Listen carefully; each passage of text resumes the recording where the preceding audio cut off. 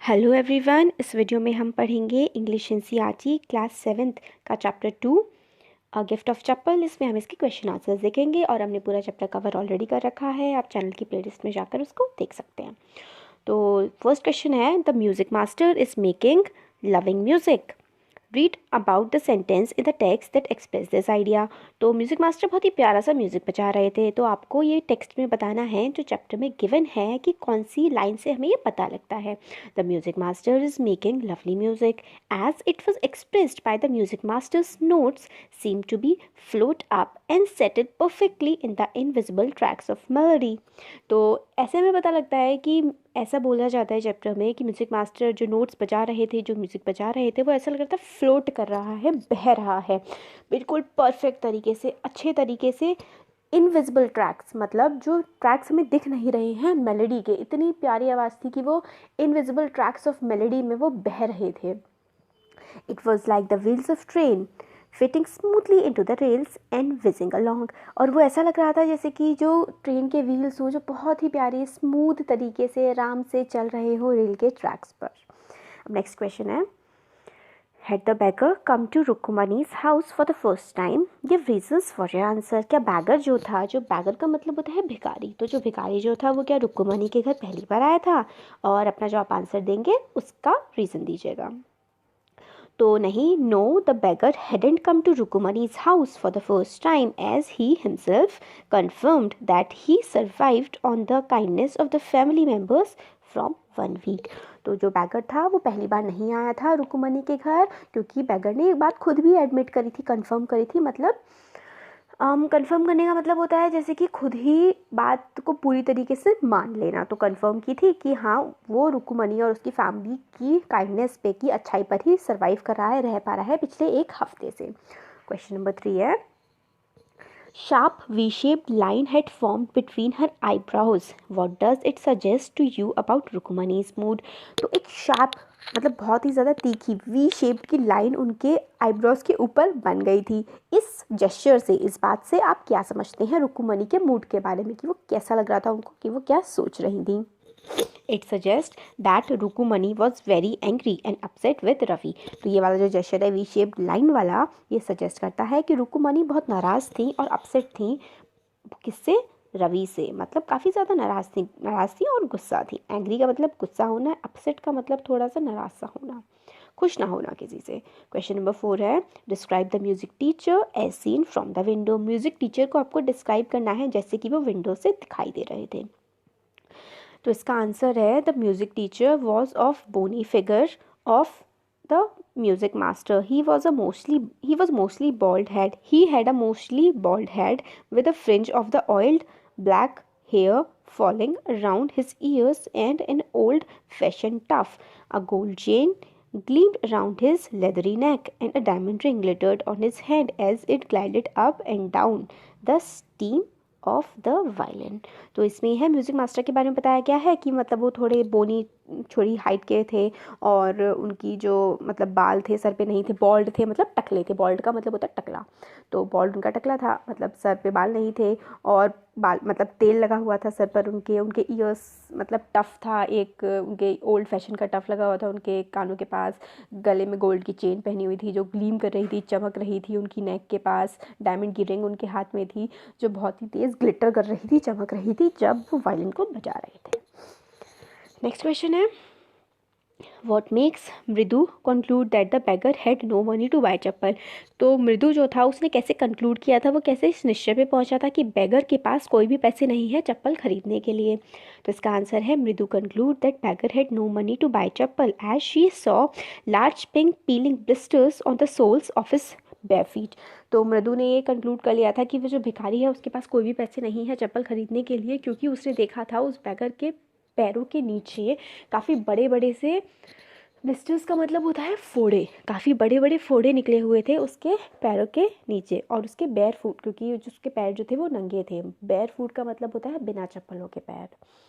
और second question है, what does she suggest to show her concern. तो जो ये थी मृदु, उसने क्या ऐसा किया था अपने कंसर्न को सजेस्ट करने के लिए कि उसे ये चीज़ अच्छी नहीं लग रही है? She suggest that Ravi and Meena should arrange a pair of chappal for the beggar. तो मृदु ने कहा था रवि और मीना से कि उनको जो बैगर के लिए एक पेयर ऑफ चप्पल मतलब चप्पल का एक जोड़ा जो है वो अरेंज करना चाहिए और उसको बैगर को देना चाहिए। फिर have you children, next question है have you children, she began and then seeing they were curiously quiet went on more slowly, seen anyone lurking around the veranda। तो वो मतलब ऐसे बोलती हैं जिनके बारे में शायद ये सुकुमनी या फिर कौन बोलते हैं, अभी ध्यान नहीं आ रहा मुझे। तो जो लेडी होती है घर की वो बोलती है कि मतलब ऐसा बच्चों से बोलना शुरू कर देती हैं कि तो मतलब तुम लोग ये सब क्या करते हो, और फिर क्यों, मगर वो जब देखती है कि बच्चे होते हैं बिल्कुल चुपचाप होते हैं, फिर वो धीरे धीरे बोलने लगती हैं। फिर वो इधर उधर देखती है कि वरांडा के साइड में कोई है जो इधर उधर घूम रहा है। फिर इसके फर्स्ट पार्ट में आता है what do you think Rukmani really wanted to ask. तो रुकुमनी सच में क्या पूछना चाहती थी। रुकुमनी रियली, हाँ इसमें रुकुमनी की बातें कर रहे हैं तो एक बार देखते हैं इसमें। Rukmani really wanted to ask the children if they have seen anyone had taken the chappals off music master. तो रुकुमनी एक्चुअल में पूछना चाहती थी कि क्या उन्होंने देखा है किसी ने म्यूजिक मास्टर की चप्पलें ली हों। फिर नेक्स्ट है why did she change her question. फिर रुकुमनी ने अपना क्वेश्चन क्यों चेंज कर दिया। She change her question because she saw that children were curiously quite. उन्होंने अपना जो क्वेश्चन है वो चेंज इसलिए कर दिया था क्योंकि जो बच्चे थे वो एकदम से क्यूरियसली मतलब बहुत ही अजीब तरीके से चुप थे। क्वाइट मतलब चुप, क्यूरियस मतलब कुछ जो बोलना चाहते हैं जानना चाहते हैं वो होते हैं क्यूरियस, तो अलग तरीके से वो चुप थे बच्चे। What did she think had happened। तो उनको क्या लगा कि क्या हुआ है। she thought that children had played prank on music master। फिर उनको लगा कि जो बच्चे हैं उन्होंने जो म्यूजिक मास्टर है उनके साथ प्रैंक किया है। प्रैंक का मतलब होता है कोई मजाक करने, जैसे बच्चे अब बेवकूफ़ बनाते हैं ना, वो होता है prank. On getting Gopu Mama's chappal, the music master tried not to look too happy. Why? तो जब म्यूज़िक मास्टर को गोपू मामा की चप्पलें मिल गई थी तो म्यूज़िक मास्टर ने ट्राई किया था कि वो बहुत ज़्यादा खुश ना दिखे। ऐसा क्यों था। तो इसका आंसर है ऑन गेटिंग गोपू मामा's chappal the music master tried not to look too happy because he did not want to show that how lucky he was to get new pair of chappal in place of oldest one। तो वो इसलिए नहीं show करना चाहते थे, music master Gopu मामा की चप्पल मिलने के बाद अपनी खुशी को नहीं दिखाना चाहते थे, क्योंकि मतलब उनको वो ये फिर वो सोचते ना कि मतलब मेरे उनकी चप्पलें पुरानी थी और इन्हें नहीं मिल गई, तो इसलिए वो ऐसा नहीं दिखा रहे थे कि भाई मेरी तो पुरानी चप्पलें थी उसकी बजाय मुझे नहीं मिल गई, तो ये अपनी खुशी नहीं दिखाना चाह रहे थे। क्वेश्चन नंबर 8 है on getting a gift of chappals the beggar vanished in a minute, why was he in such a hurry to leave. तो जब बेगर को चप्पलें मिल गई थी तो वो एकदम से कैसे वहाँ से क्यों गायब हो गया एक ही मिनट में, और वो किस हरी में था, किस जल्दी में था वहाँ से जाने के लिए। वैनिश का मतलब होता है एकदम से गायब हो जाना। इसका आंसर है on getting a gift of chappals the beggar vanished in a minute because he exactly knew that the chappal belongs to music master. If anybody would find that the chappal were missing it would be taken back from him.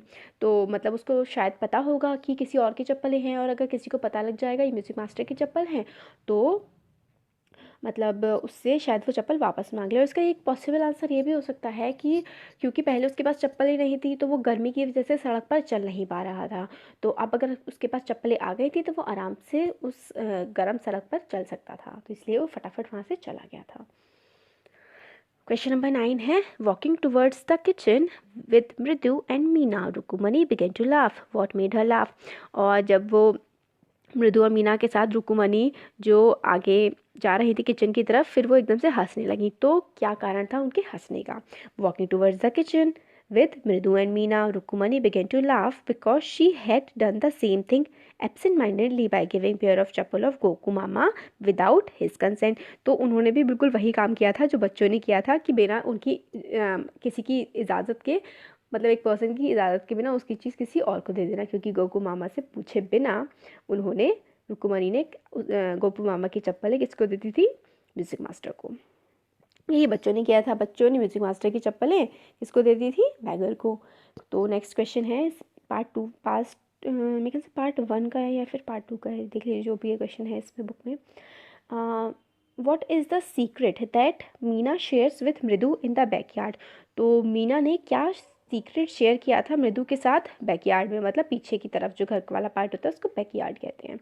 तो Meena share the secret that she saw a kitten in the backyard inside a torn football lined with sacking and filled with lapping up milk from the coconut half shell. तो मीना ने जो secret, जो रहस्य जो होता है secret share किया था वो ये था कि बैकयार्ड में एक छोटी सी किटन है, छोटी सी बिल्ली है, जो कहाँ पर है, एक वो किटन जो है वो कहाँ पर है, वो एक फटी हुई फुटबॉल के अंदर बैठी हुई है और कोकोनट के शेल से, जो कोकोनट होता है ना, जब उसमें कोकोनट को खा लेते हैं तो उसका गोल सा शेल बच जाता है, उसमें रखा हुआ दूध वो लैप करके पी रही थी। फिर नेक्स्ट क्वेश्चन है, how did Ravi get milk for the kitten. Ravi जो है वो किस तरीके से किटन के लिए, उस छोटी सी बिल्ली के लिए मिल्क लेकर के आया था। तो Ravi gets milk for the kitten by pretending Ravi gets milk for the kitten by pretending as he was hurry. He took a glass of milk. When Patti gave a suspicious look, he drank half of the milk and rushed toward the backyard, poured the half milk into the coconut shell. तो रवि ने, जो पत्ती ने उसको पीने के लिए milk दिया था, तो उसने हाफ मिल्क पी लिया था और फिर पत्ती से कह दिया था कि मैं इसको खुद वॉश करके रख दूंगा। और जब पत्ती वहाँ से चली गई तो भाग के आया था बैकयार्ड में, आकर के उसने उस कोकोनट के शेल में किटन के लिए दूध डाल दिया था। नेक्स्ट क्वेश्चन है, Who does he say the kitten's ancestors are? Do you believe him? तो जो उसने, जो बच्चा था, उसने बोला था कि किटन के एंसेस्टर्स कौन थे। एंसेस्टर्स मतलब होता है जैसे कि आप हैं तो आपके पेरेंट्स हैं, आपके पेरेंट्स के दादा परदादा, वो सब आपके एंसेस्टर्स हुए। तो फिर वो बच्चे ने क्या कहा था और रवि ने, और क्या आप उसको बात को बिलीव करते हैं। Ravi says that the kitten's ancestors were the Mahabalipuram Rishi cat and they were worshipped cat in ancient Egypt। तो रवि ने कहा था कि किटन के जो एंसेस्टर्स हैं वो महाबलीपुरम के ऋषि की जो कैट थी वो हैं, और कैट्स को वर्शिप किया जाता है, पूजा जाता है, एंशियंट इजिप्ट में भी पूजा जाता था। तो नहीं, we don't believe on him, मतलब हमें इस बात पे बिलीव नहीं है, वो तो स्टोरी बना रहा था। नेक्स्ट है, Ravi has a lot to say about MP पोन्नई।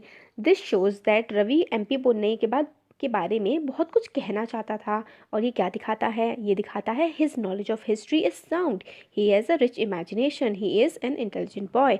तो जो हिस्ट्री की नॉलेज थी वो साउंड थी। साउंड का मतलब होता है, इस सेंस में ऐसे समझा जाता है कि जो नॉलेज थी उसकी हिस्ट्री की वो काफ़ी ज़्यादा अच्छी थी, उसकी जो इमेजिनेशन पावर थी वो काफ़ी ज़्यादा रिच थी, अच्छी थी, और वो एक इंटेलिजेंट बच्चा था। फिर नेक्स्ट क्वेश्चन है, last question, what was the noise that startled Mridu and frightened Mahendran. तो महेंद्रन कौन थी, कैट थी। तो कौन सी आवाज़ ने मृदु को अजीब सा, मतलब स्टार्टर कर दिया था, चौंका दिया था और डरा दिया था महेंद्रन को। तो इसका आंसर है, the noise that startled Mridu and frightened Mahendran was the weird sound of violin played by Lalli. तो वो अजीब सी आवाज़ थी वायलिन की, जो कौन बजा रहा था, जो लल्ली बजा रही थी। इसकी वजह से जो कैट थी महेंद्रन वो डर गई थी और मृदु को भी बहुत ही अजीब सा लगा था। तो हो गया हमारा chapter complete. Thank you so much.